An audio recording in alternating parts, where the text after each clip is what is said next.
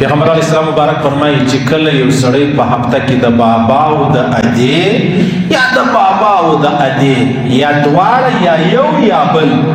راله زیارت دی وکړي زیارت چې دی وکړي پیغمبر علیه السلام مبارک فرمایي ته بیا عدالت ته ودرېدې یاسین شریف دی ووایي الله پاک به دا ستا ټولې ګناهې در معاف کړي الله پاک بستا څه وکړي الله پاک بستا مغفرت په دې وجه باندې وکړي چې تراله د بابا او د ادې زیارت دی وکړي او بیا د سوره یاسین ووایي او بیا پیغمبر علیه السلام مبارک فرمایي وای کله چې یو سړی سوره یاسین ووایي راشي د بابا قبر لري د ادې قبر لره دومره ګناوي الله ور معافي لکه د سوره یاسین څو حروف دي یاسین دا یا را واخله سین را واخله نون را واخله سیسو دا درې حرف بلل کیږي که بله مسله پکې وایي چې بیا نه حرف بلل کیږي خیر اوس په دې ځای کې پیغمبر علیه السلام مبارک فرمایي چې کله د بابا قبر لره راغلی پیغمبر علیه السلام مبارک فرمایي یو سړی به چې مري دی به دومره دینداره نه چې د الله په دربار کې پیش شي الله پاک معافي ورته وکړي دونه نیکۍ به وي لکه غر را واخله دا مړی به په خپله له الله پوښتنه وکړي الله دا دونه نیکۍ د څه وې الله ورته وفرمایي دا ستا زوی یا ستا لور یا ستا مېرمن یا ستا خاوین یا ستا ورور یا ستا خور یا بابا یا ادې په تا پسې دومره دعاګانې کولې الله فرمایي دا هغه نیکۍ دی پیغمبر علیه السلام مبارک فرمایي یو سړی به د الله په دربار کې وبخښل شي الله بیا بدای د الله څخه پوښتنه وکړي الله پر چشتي وبخښم زه خو دونه ښه سړی نه وم الله ورته وفرمایي ستا یو زوی یا ستا یو بچی وه په تا پسې دومره ډېر استغفار وایي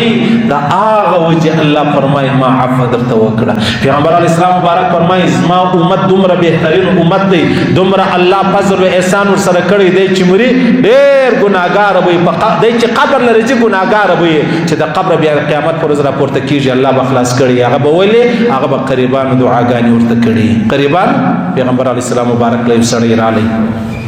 خلق ستا هغه وایي و یار هر سړی پوهېږي خپل عمل یې پوهېږي زما الحمدلله و تا ته پیدا نه کوي یا کوي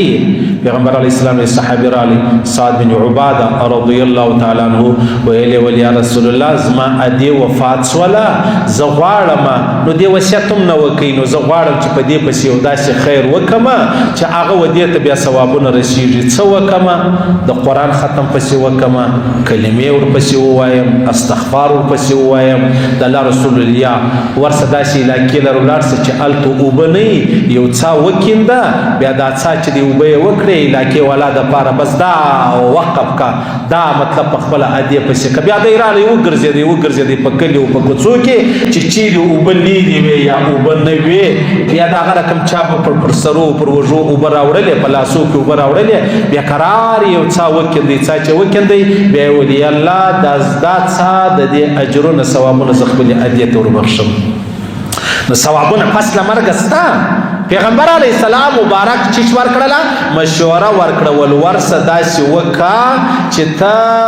په کومه علاقه کې اوبه نه یې هلته د اوبو اساني ورته جوړه کړه اوس هم د هغه خبره ده څوک مسجد نه لري ورسه په علاقه کې مسجد ورته جوړ کړه یو سړی چې د هغه په کلي کې مطلب اوبه نه لري څا ورته جوړ کړه یو هغه لاس مشین چې کوم بلل کېږي هغه پمپ بلل کېږي هغه ورته ولګوه یا یو څوک په کلي کې سکول نه لري سکول چې دی هغه ورته جوړ کړه یو څوک په کلي کې مطلب د جنازې ځای نه لري د جنازې ځای چې دی هغه ورته جوړ دا ټولې خبرې دا هغه خبرې دي چې الله پاک پر دې باندې وچا ته اجر ورکوي ثواب ورکوي الله دې موږ ته رانصیب کړي الله دې رانصیب کړي او پیغمبر علیه السلام مبارک فرمایي که چا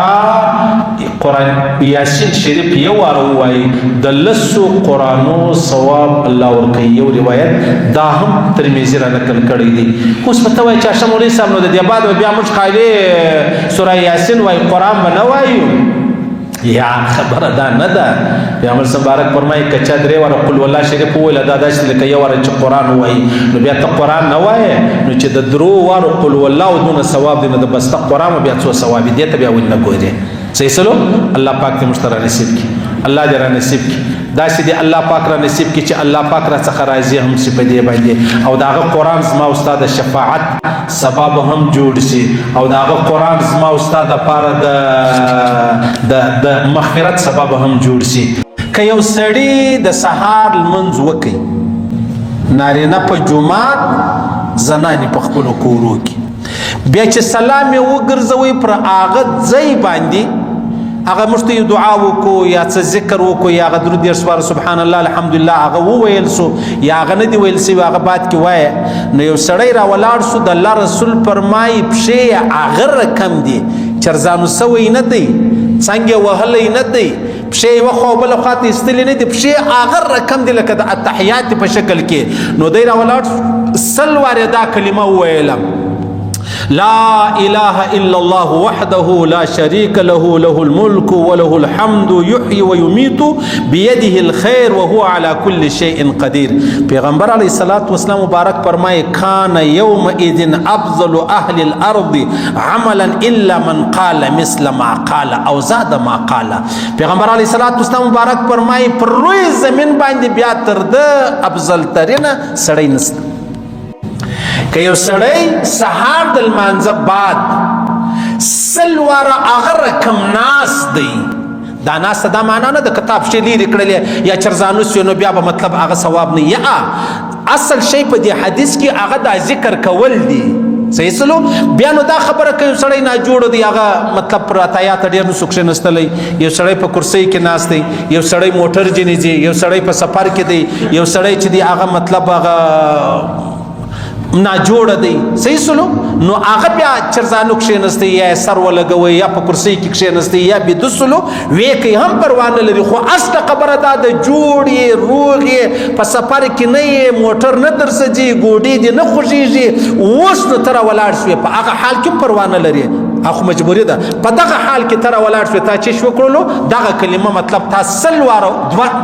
د الله رسول فرمایي تا څو واره وویله؟ 100 واره د سهار لمانځه بعد تا دا کلمه وویله. نو د الله رسول فرمایي وایي پر دا روی زمین باندې به بیا له تا افضله سړی نیک سړی هېڅوک نه. ها که یو بل سړی را ولاړ سو هغه هم دغه کلمې وویلې، نو تا او هغه به بیا یو شی سي سره. که یو بل سړی را ولاړ سو تر دې زیاتې کلمې وویلې، دا یې هم وویلې او د هغه رقم نور ذکر و اذکار یې هم وکړي، هغه بله خبره ده. کنې عام طور د الله رسول فرمایي پر دغه روی زمین باندې بیا در تا افضله سړی چې دی هغه نسته، تر تا بزرګ تر تا ښه سړی چې دی هغه سته نه. صحیح سلو الله پاک دې را نصیب کړي، الله دې را نصیب کړي. ګران ټول خو نه درته وایي لا اله الا الله وحده لا شريك له له الملك وله الحمد يحيي ويميت بيده الخير وعلى كل شيء قدير. اسانه خبره ده، بیا په موبایل کې براشي داغه شی زده کوي. یو ورځ کې سړی ووایي یار،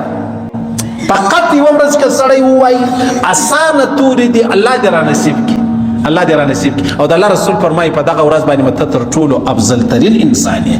افضل ترین دا معنا چې تا ډېر ذکر کړی دی، تا د الله ډېره لویي بیان کړې ده، تا د الله رب العزت ډېر حمد ویلی دی، الله پاک له تا راضي دی، الله له تا خوشحاله دی، او تا دومره لویه کارنامه وکړله چې بیا نور کسان په تا پسې که دا شی ونه ووایي د رسېدلی نه سي. الله دې را نصیب کړي،